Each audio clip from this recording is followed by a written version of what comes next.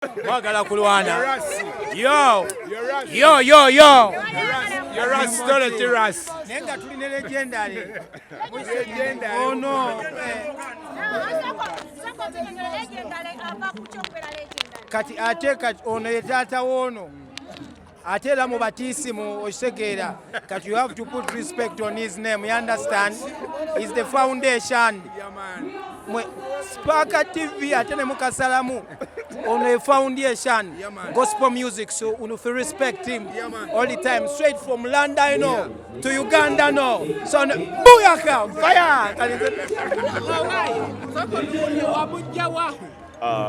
nakula ne Levixone okuvanga tuli bato nganyimba gospel nenga simanyi nti Levixone aliyimba n'okuyimba. So I think like 7 or 8 years ago nentegera nti Levixone ayimba. I couldn't believe it nti asobola okubeera because bwe twabeeranga ffenna teyalinanga interest yonna mu music. So samanya akoti agenda kufuuka kyali, so I'm so happy okumulaba ng'akola kyali. Muntu wafujja oba yali wa Katonda tatulimba yogera ebituufu. Yali mwana muntu mulamu nnyo nga gwe ntuma ekikomando. Amubuuze gwe taatawo asobola okuwa nti omwana wange yali mubi. Ayogera ekituufu. But anyway, nsobola okugamba nze mani nze ndi very happy. I'm very excited n'okusharing a stage naye. Ndoza kuno mulundi gwange gwakuna naye mu Uganda gwakubiri ate mu nnaku ez'eddiringana. It was yesterday and today. So nze kino kirooto kyange my dream coming true. Negombanga nnyo Morgan kuva nga ndi mwana muto. Kamanyumize kasole kano atlize mugenda kerabi. Morgan lumu yantumako. Morgan yali musajja ng'ayimba ensi ne waawala. Nantumako ngene ndabe ku show emu oba etandise nkomewo mugambe nentambuza ebigere mpaka Kawaala ngava Kosovo. Nentukayo nezanga shetandise nenkomo ne mugamba muzeyi shetandise mayiwe yangamba okay kale katugende. So man, me it is a blessing coming true. Okuyimba ne Morgan n'okupa chance okukola nange oluyimba olwakwata ku nsi yonna. Morgan, I love you so much and I respect you and I promise you one thing, I will serve God all my life. Amen. That is so good. Yeah. You know, he paved the way for the rest of us to follow. If it wasn't for him, Osanga, I'm the one to get the gospel music. Naye, man, in the musanyufu, I'm so happy. Okubanga omuntu akyasobola okubeera ne living legend ng'ali naye osobola omu-reaching out n'aku-advising on many things. I'm very excited. Ebiseera ebyo we yakutumira ogenda okulaba show yalina akayimba kyosooka katukube. Yalina oluyimba nga bagamba tolwana analwana waali n'ennyimba nnyingi nnyo. Morgan yayimbanga abantu ne bajjamu simu cards ne bamuwa amasimu gaabwe. Yono taata gw'olabako mama wange. Ono mubi.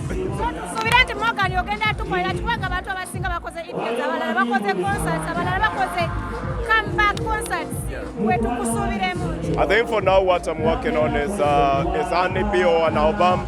Because chenjagala kusooka kuleta music ali so good and ali so rich in lyrics and in terms of production wise.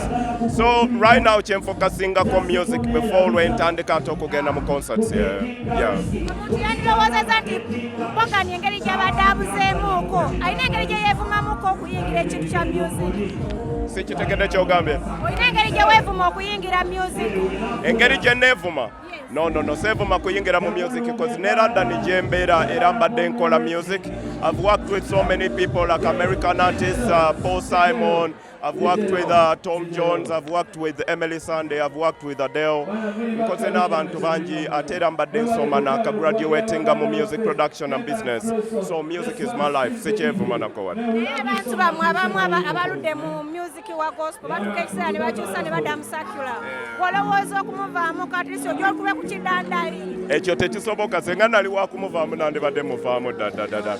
I've written songs for so many people abatalina ba gospel. I've written for Juliana Kanyomozi, I've written for Zanny Brown, Maureen Nantume, hit sizes on Nazang and Zenzi Wandika, Aruna Mubiru, nkoze ebintu bingi. So senga nali ndi wakuva mu gospel music nandibadde namuvaamu. Sisobola kulekera oweereza Katonda. Levixone atukube music ow'enjawulo omukiriza at least naye ayingireko n'atukwe ku kidandaali.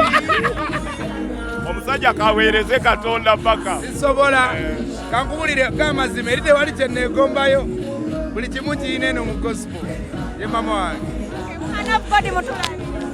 kale era obadde ononyawo kayisiza